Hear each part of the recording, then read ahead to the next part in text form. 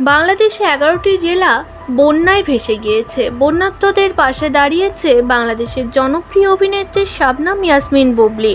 বাংলাদেশের ঢাকা শহরে সাহায্যের হাত বাড়াতে অনেক নায়ক নায়িকারা জড়ো হয়েছে, তবে সশরীরে এবার নায়িকাকে দেখা গেল কুমিল্লা জেলাতে।